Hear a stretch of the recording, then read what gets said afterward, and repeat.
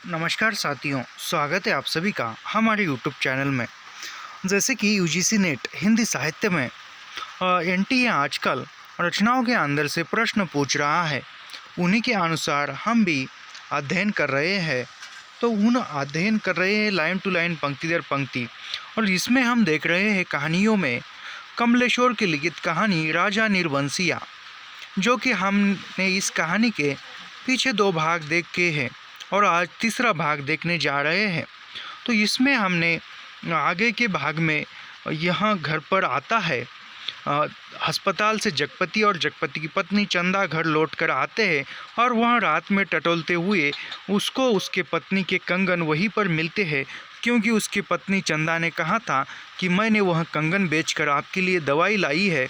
और वह कंगन बाद में उसी सिराहने मिलते हैं और वह उसी ख्यालों में डूबा सोचता है कि यह कंगन उसने मुझे झूठ क्यों बोला और कंगन तो बेचे नहीं, दवाई कहाँ से लाई, ऐसे ही ख्यालों में सोचता है। यहाँ तक हमने कहानी देखी थी।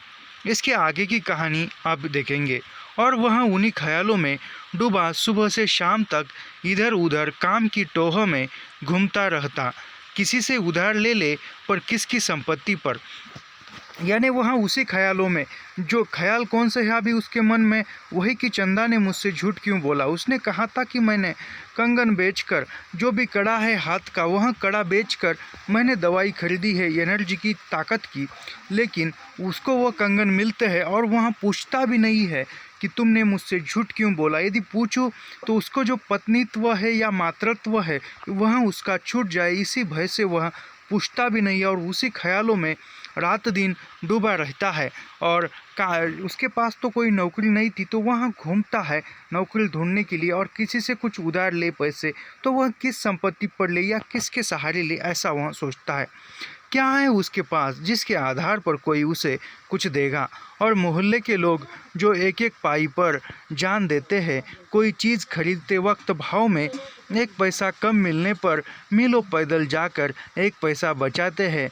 एक एक पैसे की मसाले की पुड़िया बंधवा कर 11 मर्तबा पैसों का हिसाब जोड़कर एकांत पैसा उधार कर मिन्नतें करते सौदा घर लाते हैं।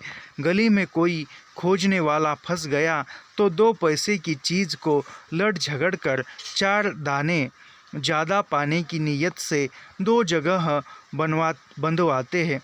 यानी यहाँ पर जगपति सोचता है कि मांगू तो मैं किससे मांगू, जो भी गांव वाले हैं, जो भी आस पड़ोस के लोग हैं, वह तो इतनी बारकाई से व्यवहार करते हैं।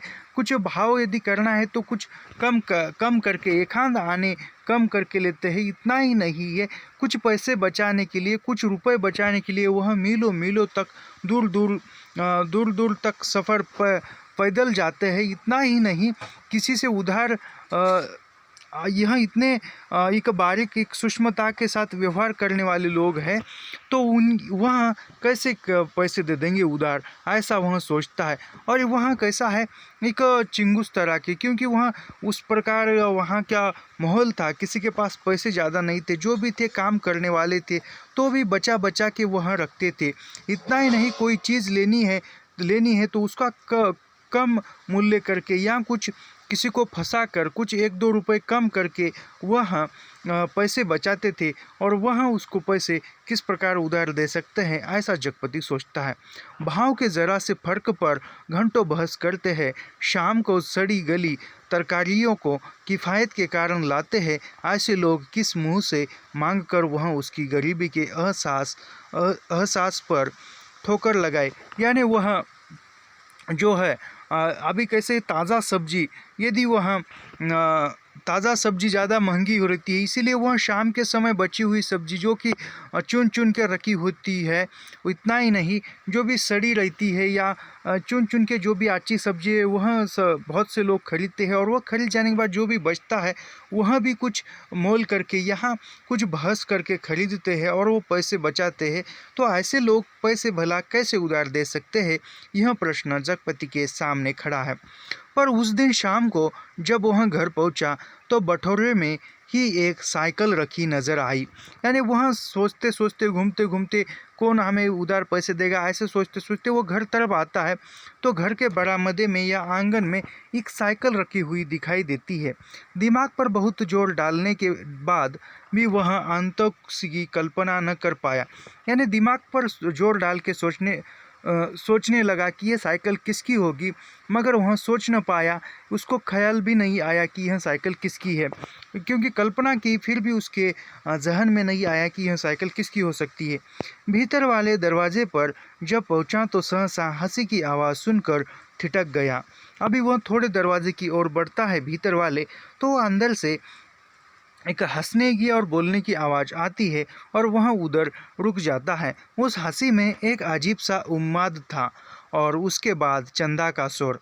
यानी उस हंसी में कुछ अलग सा उत्साह था, उन्माद था, कुछ नयापन था और उसमें चंदा बोल रही है, अब आते ही होंगे, बैठिए न दो मिनट और अपनी आँख से देख लीजिए और उन्हें समझाते जाइए कि अभी तंदुरुस्ती इस लायक नहीं जो दिन दिन भर घूमना बर्दाश्त कर सके।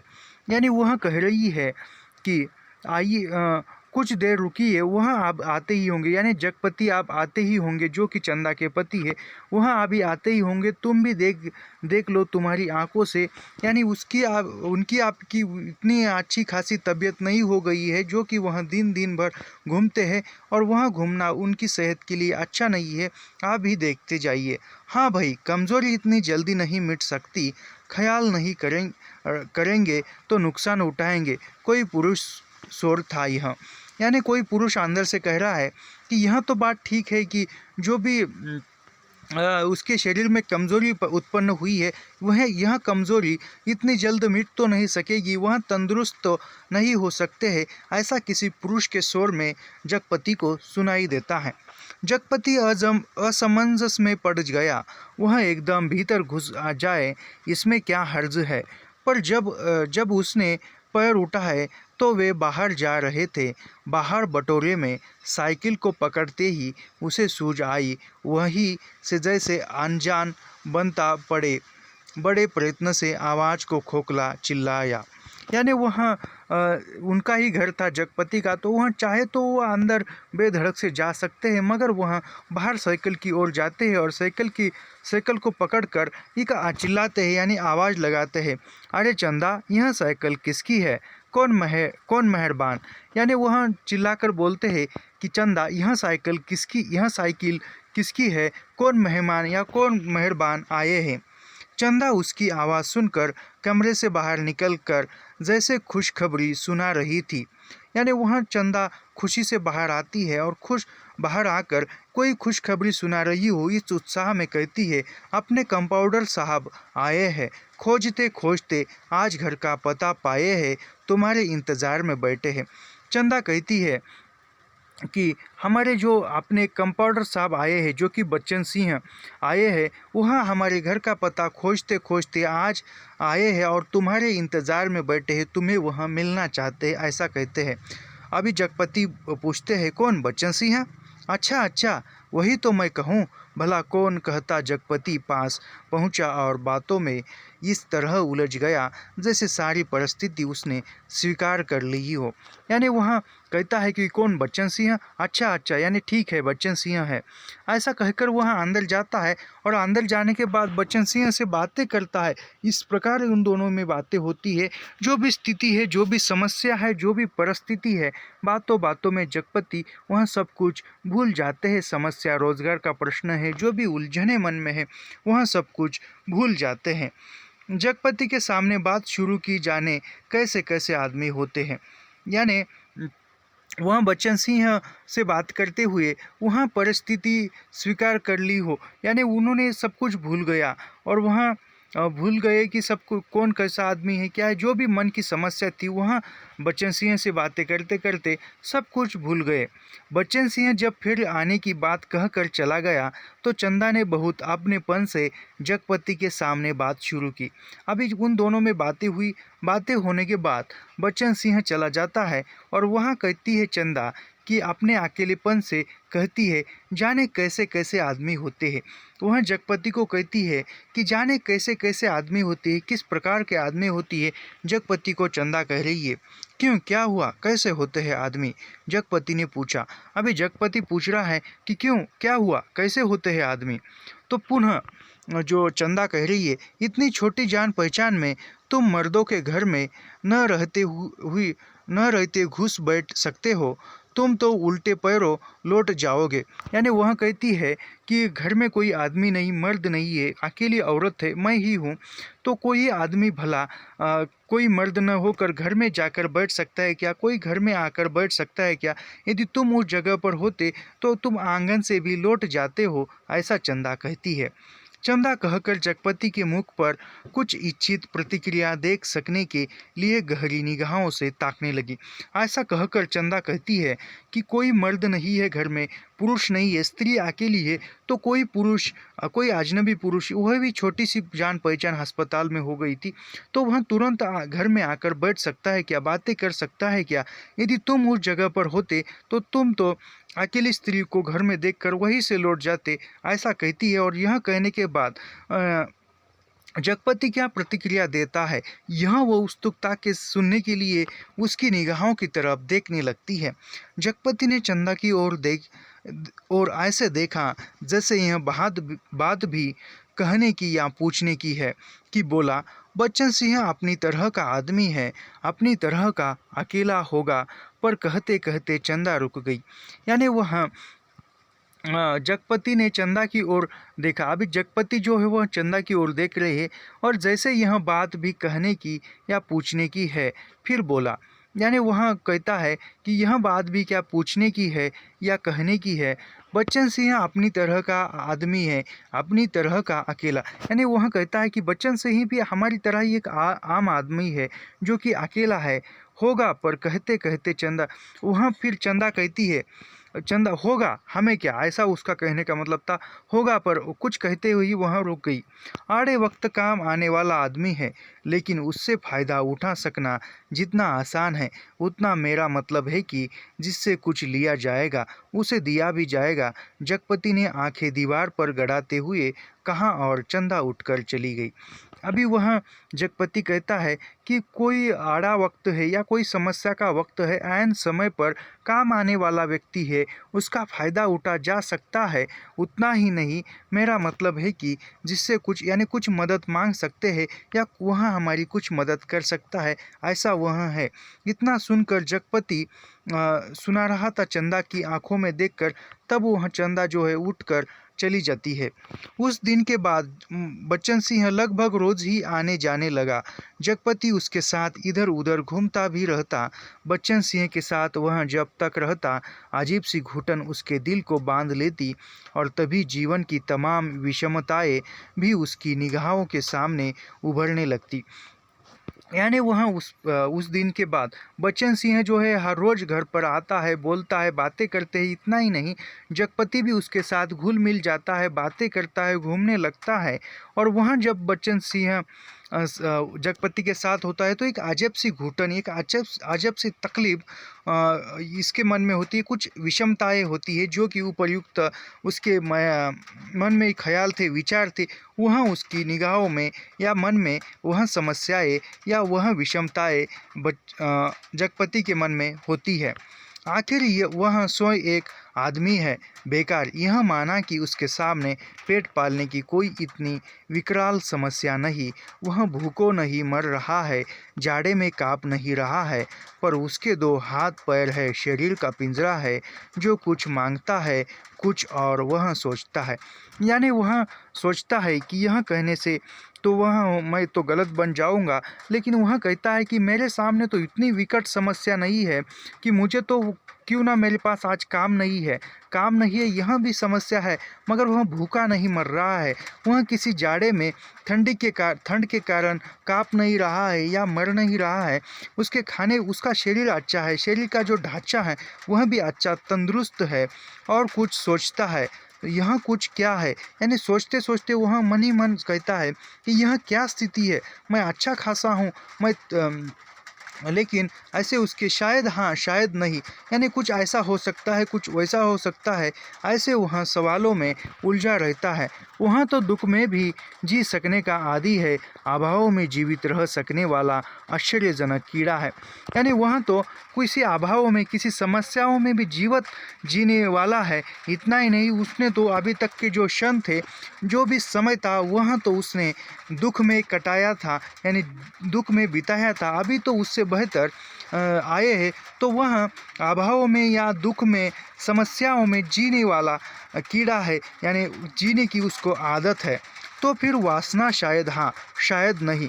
चंदा का शरीर लेकर उसने उस क्षणिकता को भी देखा, यानी उसके मन में जो अभाव है, वो विषमता है, किस कारण है यह वह सोच रहा है। तो वह कहता है कि मेरे मन की जो वासना है वो यह, लेकिन नहीं, यह भी नहीं हो सकता, क्योंकि उसके पास तो चंदा की जैसी खूबसूरत पत्नी है। चंदा का शरीर लेकर यह भी वह सोचता है, लेकिन यह भी नहीं है। तो फिर धन शायद हाँ नहीं शायद। तो फिर वह सोचता है कि वह जो विषमता है मेरे मन में, वह धन के कारण हो सकती है, धन के अभाव में, तो शायद हाँ यह हो सकता है। लेकिन फिर ख्याल आता है, नहीं नहीं, यह भी, धन भी इसकी विषमताओं का कारण नहीं हो सकता। उसने धन के लिए अपने को खपाया है, पर वह भी तो उस अदृश्य प्यास को बुझा नहीं पाया। तो फिर क्या? लेकिन उसने धन तो पाया है, लेकिन वह उसकी जो प्यास थी, यानी धन पाने की जो लालसा थी, संपत्ति पाने की, यह उसकी मिट न चुकी थी। तो यह क्या है, ऐसा वह सोचता है। मन ही मन वह रिझता जाता है। उसकी आत्मा में नासूर सा रिझता रहता है, अपना उपचार मांगता है। शायद काम, हाँ यही, बिल्कुल यही, जो उसके जीवन की घड़ियों को निपट सुना न छोड़े, जिसमें वह अपनी शक्ति लगा सके। यानी फिर आता है कि काम, यानी मेरे पास नौकरी नहीं है। हाँ बिल्कुल, यही सभी समस्याओं का हाल है। यानी मैं बेरोजगार हूँ। मेरे पास यदि काम मिल जाए या सब कुछ वहाँ ठीक हो सकता है, यही मेरी शक्ति है। इसके अभाव में भी मेरे मन में उलझनें बढ़ रही है, मेरी समस्या बढ़ रही है, ऐसा उसको समझ में आता है। अपना मन डुबो सके, अपने को सार्थक अनुभव कर सके, चाहे उसमें सुख को हो या दुख, आरक्षा हो या सुरक्षा, शोषण हो या पोषण, उसे सिर्फ काम चाहिए। यानी वह कहता है कि काम चाहिए, यानी कोई काम नहीं है, कोई नौकरी नहीं है, तो न जाने मन में कितने विचार आ रहे हैं, यानी सोचने के लिए समय मिल रहा है कि तो काम मिलेगा, तो काम में समय बीत जाएगा, तो मन को यानी बेढंग से विचार है, वह विचार करने के लिए समय नहीं मिलेगा। सब कुछ जो समस्या का हल काम मिलने पर या नौकरी मिलने पर निकल सकता है, ऐसा उसके मन में उभर कर आता है। ये सही भी होता है। करने के लिए कुछ चाहिए, यही तो उसकी प्रकृति आवश्यकता है। पहली बार आखिर मांग है, क्योंकि वह उस घर में नहीं पैदा हुआ जहाँ सिर्फ जबान हिलाकर शासन करने वाले होते हैं। वह उस घर में भी नहीं पैदा हुआ जहाँ सिर्फ मांग कर जीने वाले होते हैं। वह उस घर का है जो सिर्फ काम करना जानता है, काम ही जिसकी आस है, सिर्फ वह काम चाहता है, काम।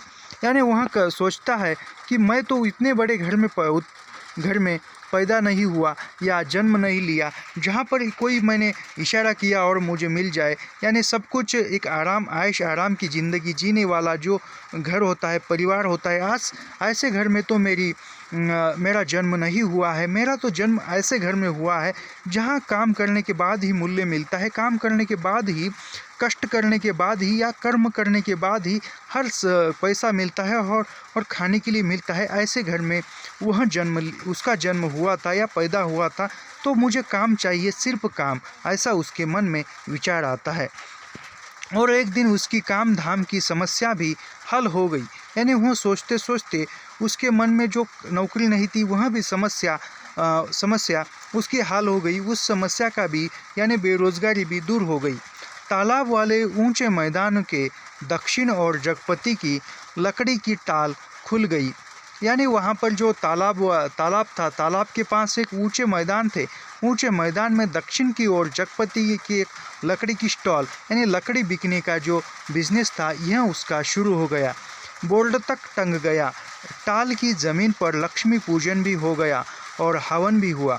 इतना ही नहीं, वह जो स्टॉल था उस स्टॉल का नामकरण भी हुआ, भूमि पूजन भी हुआ, और इतना ही नहीं, वह स्टॉल भी खुल गया और हवन भी हुआ। लकड़ी को कोई कमी नहीं थी।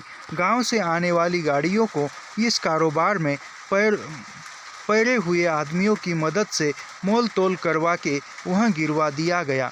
यानी वहाँ पर लकड़ियाँ तो बहुत थी, तो आने जाने वाली जो लकड़ियाँ की गाड़ियाँ थी वहाँ सौदा कर कुछ पैसे मोल तोल कर वहाँ रखता और वही गाड़ियाँ खाली करवाता। गांठें एक और रखी गई। चेलों का गट्टा चट्टा करीने से लग गया और गुद्दे चीरने के लिए डाल दिए गए। यानी वहाँ जो लकड़ियाँ है, जो बड़े बड़े बूंदे हैं, वहाँ सभी विभागों में बांट कर रखे गए। 2-3 गाड़ियों का सौदा करके टाल चालू कर दी गई। यानी 2-3 लकड़ियाँ खरीद कर स्टॉल चालू की। जो बिजनेस था वहाँ चालू किया। भविष्य में स्वयं पेड़ खरीद कर काटने का तय किया गया। यानी वो विचार कर रहा है कि भविष्य में मैं खुद पेड़ खरीद कर काट कर लाऊंगा, यानी किसी और से न खरीद कर मैं स्वयं पेड़ खरीद कर काट के लाऊंगा। बड़ी बड़ी किस्में बनी कि किस तरह जलाने की लकड़ी से बढ़ाते बढ़ाते एक दिन इमारती लकड़ी की कोठी बनेगी। यानी अभी वह सिर्फ जलाने वाली लकड़ी बेच रहा है, तो धीरे धीरे वह बिजनेस बढ़ेगा। इतना ही नहीं, इमारती के जो काम आने वाली लकड़ियां है वहाँ तक कि उस प्रकार की लकड़ी भी वहाँ खरीदेंगे और बेचेंगे। चीरने की नई मशीन लगेगी। यानी वहाँ पर जो उस आकार देने की जो बूंदे हैं बड़े बड़े लकड़ी के, उस बूंदों को एक प्रकार का सेव देने की या आकार देने की चीरने की मशीन है, वहाँ भी खरीदी जाएंगी। कारोबार बढ़ जाने पर बच्चन सिंह भी नौकरी छोड़कर उसी में लग जाएगा। यानी यदि कारोबार बढ़ जाएगा तो बच्चन सिंह भी अस्पताल की नौकरी छोड़कर मेरे यहाँ लकड़ी का बिजनेस करने में नौकरी करने आएगा। और उसने महसूस किया कि वह काम में लग गया है। वह 24 घंटे उसके सामने काम है, उसके समय का उपयोग है। दिन भर में वह 1 घंटे के लिए किसी का मित्र हो सकता है, कुछ देर के लिए वह पति हो सकता है, पर बाकी समय, दिन और रात, बाकी घंटे, उन घंटों के अभाव को सिर्फ उसका अपना काम ही भर सकता है। और अब वह कामदार था। यानी सब कुछ वह सोचने लगा कि अब मेरे पास समय नहीं है कोई अन्य विचारों में, कोई नकारात्मक विचारों में खोने के लिए या अन्य विचार करने के लिए मेरे पास समय नहीं है। मैं कुछ समय के लिए ही किसी का मित्र बन सकता हूँ। यानी किसी से मित्र तो तुम्हें बात करनी है तो मेरे पास सिर्फ कुछ ही समय बचेगा। कुछ समय के लिए मैं पति धर्म निभाऊंगा, यानी घर में कुछ समय बिताऊंगा। ऐसे मेरे पास समय नहीं होगा और सिर्फ जो भी मेरे पास समय होगा वह काम में ही लग जाएगा, ऐसा वह सोचता है। वह कामदार तो था, लेकिन जब टाल की उस ऊंची ज़मीन पर पड़े छप्पर के नीचे तख्त पर वह गल्ला रखकर बैठता, सामने लगे लकड़ियों के ढेर, कटे हुए पेड़ के तने, जड़ों को लुढ़का हुआ देखता, तो एक निरीहता बरबस उसके दिल को बांधने लगती। यानी वहाँ स्टॉल खुल गया है लकड़ियों का, वो जो भी काउंटर है उस काउंटर पर बैठता है और जो भी लकड़ियों का ढेर है उस लकड़ियों की तरफ देखता है। जो भी जड़ें हैं, यानी जो जड़ से कटकर जो पेड़ के जो बूंदे हैं वहाँ गिरे हैं लकड़ी, उसकी तरफ देखता है और निहारता है। तो उसके निहारता है बरबस उसके दिल को बांधने लगती है। यानी कुछ मन में उलझने उमड़ने लगती है। उसे लगता है एक व्यर्थ पिशाच का शरीर टुकड़े टुकड़े करके उसके सामने डाल दिया गया है। यानी एक पेड़ जो है वहाँ पेड़ व्यर्थ है, यानी उसने कोई गलत नहीं किया था, फिर भी उसको काट कर मेरे सामने डाल दिया गया है। फिर इन पर कुराड़ी चलेगी और इनके रेशे रेशे अलग हो जाएंगे और तब इसकी ठंडलियों को सुखाकर किसी पैसे वाले के हाथ तक पर तोल कर बेच दिया जाएगा। यानी वो सोच रहा है कि कितनी निष्ठुरता है। पेड़ों का कुछ पेड़ जो थे उसकी कोई गलती न होकर भी उसको हमने काटा है और किसी पैसों उसको काटने के बाद घाव, कुराड़ी के घाव देखकर फिर इसके रेशे यानी भाग निकाले जाएंगे और उसको फिर पैसे वालों को तोल कर बेच दिया जाएगा। और तब उसकी निगाहें सामने खड़े ताड़ पर अटक जाती, जिसके बड़े बड़े पत्तों पर सुर्ख गर्दन वाले गिर्द पर फड़फड़ाकर देर तक खामोश बैठे रहते। यानी जो ताड़ का जो पेड़ है उस पर उसकी नज़रें जाती है और उस पर जो उसके जो ताड़ के जो बड़े पत्ते होते हैं उस पत्तों पर गिद्ध नामक जो पक्षी है या प्राणी है वह फड़फड़ा कर कुछ देर खामोश बैठते हैं।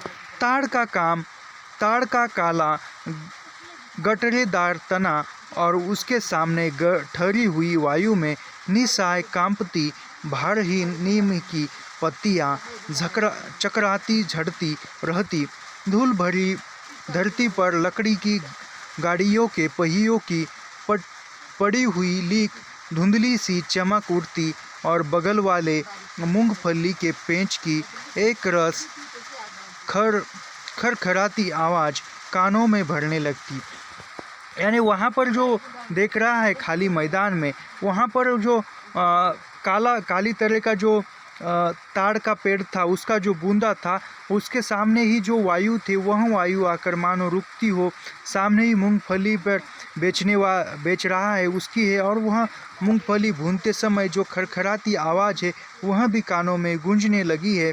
बगल वाली कच्ची पगडंडी से कोई गुजरकर टीले के ढलान से तालाब की नीचान में उतर जाता, जिसके गंदले पानी में कूड़ा तैरता रहता और सुअर कीचड़ में मुँह डालकर उस कूड़े को रौंदते दोपहर सिमटती और शाम की धुंध छाने लगती तो वह लालटेन जलाकर छप्पर के खंभे की कील में टांग देता और उसके थोड़ी ही देर बाद अस्पताल वाली सड़क से बच्चन सिंह एक काले धब्बे की तरह आता दिखाई पड़ता।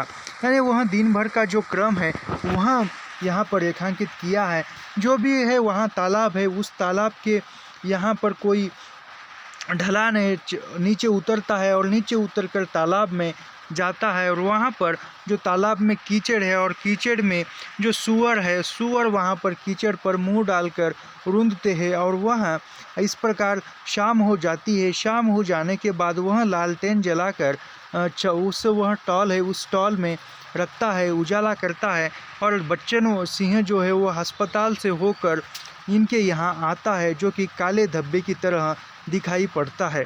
गहरे पड़ते अंधेरे में उसका आकार धीरे धीरे बढ़ता जाता और जगपति के सामने जब वह आकर खड़ा होता तो वह उसे बहुत विशाल सा लगने लगता, जिसके सामने उसे अपना अस्तित्व डूबता महसूस होता। जब भी बच्चन सिंह जगपति के पास आता है तो वह जगपति को बच्चन सिंह का जो अस्तित्व है यानी उसका जो शरीर है अस्तित्व है वह बड़ा दिखने लगता है और वह उसके सामने खुद को एक सूक्ष्म सा महसूस करने लगता है। जगपति बच्चन सिंह के सामने एक आध बिक्री की बातें होती और तब दोनों घर की ओर चल देते। घर पहुंचकर बच्चन सिंह कुछ देर जरूर रुकता, बैठता, इधर उधर की बातें करता। कभी मौका पड़ जाता तो जगपति और बच्चन सिंह की थाली भी साथ लग जाती। यानी ऐसे ही बातें हो जाती है, आज कितना व्यवहार हुआ, आज कितनी बिक्री हुई, कितनी खरीदारी हुई, ऐसे बातें होती है। इधर उधर की दोनों में जगपति और बच्चन सिंह में बातें होने लगती है और वह चला जाता। कभी कभी वह बातों में समय ज़्यादा बच जाता और बच्चन सिंह और जगपति दोनों साथ बैठकर खाना खाते थे। यानी दोनों को चंदा जो है वह खाना परोसती थी, चंदा सामने बैठकर दोनों को खिलाती थी यानी खाना परोसती थी। बच्चन सिंह बोलता जाता, क्या तरकारी बनी है, मसाला ऐसा पड़ा है कि उसकी भी बाहर है और तरकारी का स्वाद भी न मरा। यानी वह बच्चन सिंह कभी कभी कहता कि तरकारी कितनी अच्छी है और उसमें जो मसाला है वह भी अच्छा सा है और वह उसके साथ अभी तक सब्जी पककर बनी है, फिर भी तरकारी का स्वाद है वह मरा नहीं, यानी तरकारी ताज़ी थी। होटलों में या तो मसाला ही मसाला रहेगा या सिर्फ तरकारी ही तरकारी। वाह वाह क्या बात है अंदाज की। यानी वह खाना बनाने वाले की यानी वह चंदा की तारीफ कर रहा है। वह कहता है कि क्या यानी बाहर जो होटल होता है उस होटलों में जो मसाला ही मसाला सब्जी में दिखता है, नहीं तो तरकारी ही तरकारी दिखती है, और यहाँ घर में कितनी अच्छी तरह से सब्जी बनी है तो कितना अच्छा सा स्वाद है। ऐसा इस प्रकार वह चंदा के खाने की तारीफ कर रहा है। और चंदा बीच बीच में टोक कर बोलती जाती, इन्हें तो जब तक दाल में प्याज का भुना घी न मिले तब तक पेट ही नहीं भरता। यानी वहाँ कहती है कि इन्हें, यानी बच्चन सिंह जगपति को कहती है कि इन्हें जब तक वहाँ पर प्याज और घी सब्जी में नहीं मिलता तब तक इनका पेट ही नहीं भरता, यानी तब तक उसकी भूख ही नहीं मिटती, ऐसा वहाँ कहती है। या सिरका अगर इन्हें मिल जाए तो समझो सब कुछ मिल गया। पहले मुझे सिरका न जाने कैसा लगता था, पर अब ऐसा ज़बान पर चढ़ा है कि या इन्हें कागज़ सी पतली रोटी पसंद ही नहीं आती। यानी जो सिरका नामक जो सब्ज़ी है यह आप पहले तो पसंद नहीं आती थी, लेकिन अब इतनी पसंद आने लगी है कि रोटी जैसे मैं खाने लगता हूँ या खाने लगती हूँ। आप मुझसे कोई पतली रोटी बनवाने को कहे तो बनती ही नहीं, आदत पड़ गई है और फिर मन ही मन नहीं करता। यानी कोई कहता है कि पतली रोटी बनाओ तो वह एक बड़ी सी सिरका रोटी ही बनाती है, यानी कि आदत सी हो गई है कि बड़ी रोटी बनाकर। पर चंदा की आंखें बच्चन सिंह की थाली पर ही जमी रहती। रोटी निबटी तो रोटी परोस दी, दाल खत्म नहीं हुई तो भी एक चमचा और परोस दी और जगपति सिर झुकाए खाता रहता। यानी जो चंदा बच्चन सिंह की थाली की ओर देखकर रोटी खत्म हुई है तो रोटी देती है, सब्जी खत्म न हुई है फिर भी कुछ थोड़ी सी सब्जी या दाल देती है। और वह इस प्रकार, और उसमें जो बच्चन सिंह ने जगपति सिर झुकाकर अपने अपने खाना खाने लग जाता है। और चंदा चौंक कर पानी देने से पहले कहती है, अरे तुमने तो कुछ लिया भी नहीं। कहते कहते वह पानी देती और तब उसके दिल पर गहरी सी चोट लगती। न जाने क्यों वह खामोशी की चोट उसे बड़ी पीड़ा दे जाती, पर वह अपने को समझा लेती, कोई मेहमान तो नहीं है, मांग सकते थे, भूख नहीं होगी। यानी वह बच्चन सिंह की तरफ ही पूरा ध्यान चंदा लगाती है और वह कहती है कि एकदम सा चौंक कर कहती है जगपति को पानी देकर, अरे आपने तो कोई मांगा तो नहीं है, मांगा नहीं और कुछ लेते भी नहीं है। तो फिर वह सोचती है मैंने भी ध्यान नहीं दिया, इस पर वह पश्चाताप करती है कि मैंने भी उसकी तरफ ध्यान भी दिया। और फिर वह सोचती है कि मेहमान तो यह नहीं है, घर के ही है, तो मांग कर भी खा सकते थे, उनको भूख नहीं होगी, ऐसा वह सोचती है। जगपति खाना खाकर टाल पर लेटने चला जाता, क्योंकि अभी तक कोई चौकीदार नहीं मिला था। यानी वो खाना खाने के बाद रात में स्टॉल, यानी जो भी दुकान थी, लकड़ियों का बिजनेस था, वहाँ पर जाता, क्योंकि उसके पास अभी तक कोई चौकीदार नहीं था। छप्पर के नीचे तख्त पर जब वह लेटता तो अनायास ही उसका दिल भर भर आता। पता नहीं कौन कौन से दर्द एक दूसरे से मिलकर तरह तरह की टीस, चटक और ऐंठन पैदा करने लगते। यानी वह जो है वहाँ पर स्टॉल पर लेटे लेटे सोचता, मन में उसके विचारों का एक बाढ़ सी आती और न जाने कैसे कैसे उसके मन में विचार उत्पन्न होते थे और उन विचारों में वो खो सा जाता था। कोई एक रग, यानी यह जो विचारों का जो दुख था, टीस यानी दुख जो था, वह दुख उसको सताए जाता था। पता नहीं कौन से दर्द एक दूसरे से मिलकर तरह तरह की टीस, चकट, आयटन पैदा कर, यानी वह कहाँ की जो दुख है वह सभी टीस उत्पन्न हो जाती है और चटक कर उसके सामने उत्पन्न होती है और वह उसी ख्यालों में वहाँ लेटा लेटा सब कुछ सोचता है। कोई एक रग दुखती तो वह सहलाता भी, जब सभी नसें चटकती हो तो कहाँ कहाँ राहत का अकेला हाथ सहलाए।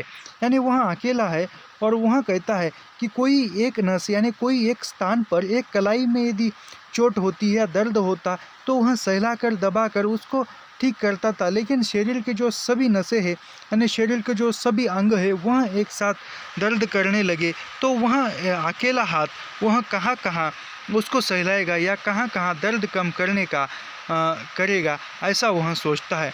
लेटे लेटे उसकी निगाहें ताड़ के उस ओर बनी पुख्त कब्र पर जम जाती, यानी लेटे लेटे ही जो ताड़ के पेड़ की तरफ उसकी नज़र जाती, जिसके सिराहाने कटीला बबूल का एकाकी पेड़ सुन्न सा खड़ा रहता, जिस कब्र पर एक पर्दा नशीन औरत पड़े लिहाज से आकर सवेरे सवेरे बेला और चमेली के फूल चढ़ा जाती।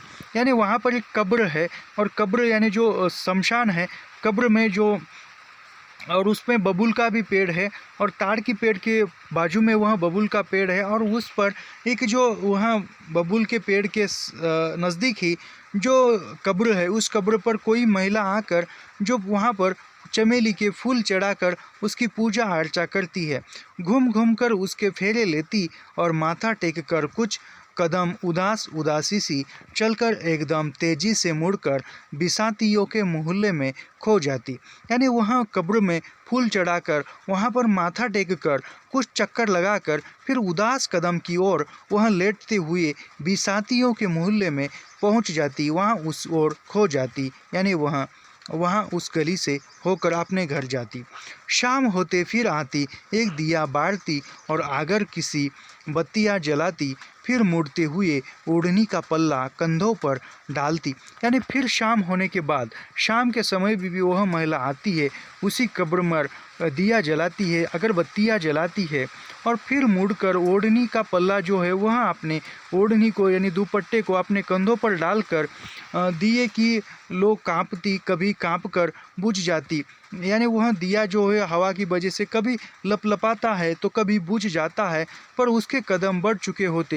यानी वहाँ जाने के बाद कभी हवा के कारण दिया लपलपाता है और कभी कभार बुझ जाता है, तो वहाँ लौट जाती थी, पहले धीमे थके उदास से और फिर तेज सदे सामान्य से, और फिर वह उसी मोहल्ले में खो जाती। और तब रात की तन्हाइयों में बबूल के कांटों के बीच उस साए साए करते ऊंचे नीचे मैदान में जैसे उस कब्र से कोई रूह निकलकर लिपट अकेली भटकती रहती। यानी अंधेरे के समय वह महिला जाने के बाद ऐसा लगता था कि जो बबूल के कांटों के बीच में उस कब्र में से कोई जो आत्मा है वह निकलकर भटकती अकेली रहती है, उस प्रकार उसको एहसास होता है। तभी ताड़ पर बैठे सुर्ख गर्दन वाले गिद्ध महसूस सी आवाज़ में किलबिला उठते और ताड़ के पत्ते भयानकता से खड़खड़ा उठते।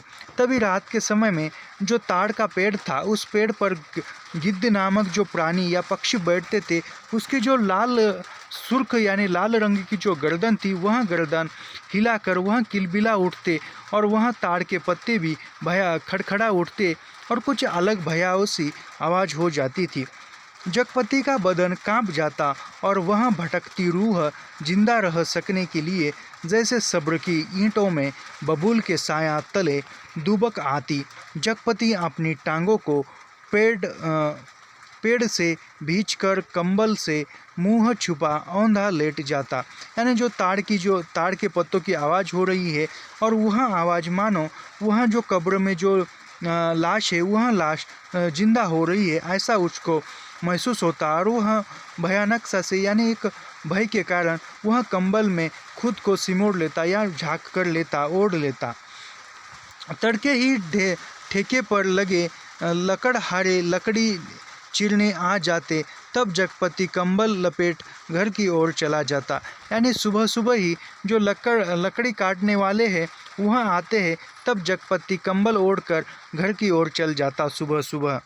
राजा रोज सवेरे टहलने आ जाते थे, माँ सुनाया करती थी। यानी वो कहानी का जो अंश है, बीच बीच में वो कहानी का जो अंश दिया है, वह अंश और वह ये कहानी जो है, वह उस कहानी में वो राजा की अवस्था और इस कहानी में जो जगपति की अवस्था है, लगभग एक समान अवस्था दिखाई देती है।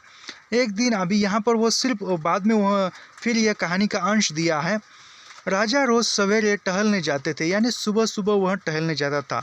उसकी माँ सुनाया करती थी, एक दिन जैसे ही महल के बाहर निकलकर आए कि सड़क पर झाड़ू लगाने वाली मेहतर रानी उन्हें देखते ही अपना झाड़ू पंचा पटक कर माथा पीटने लगी और कहने लगी, हाय राम, आज राजा नीरबंसिया का मुँह देखा है। यानी वह जो है वह महल के बाहर घूम रहे हैं और घूमते घूमते एक झाड़ू जो लगाने वाली है वहाँ देखती है और वह देखकर ही झाड़ू फेंकती है और झाड़ू फेंकने के बाद कहती है कि हे राम, आज तो सुबह सुबह ही राजा नीरबंसिया का मुंह देखना पड़ा। यानी यह जो राजा है इसकी कोई संतान नहीं है, यह तो बिना काम का है और आज सुबह सुबह ही इसके दर्शन हुए, इसका मुंह देखना पड़ा। हाय राम, हे भगवान, क्या होगा, ऐसा वह कहती है।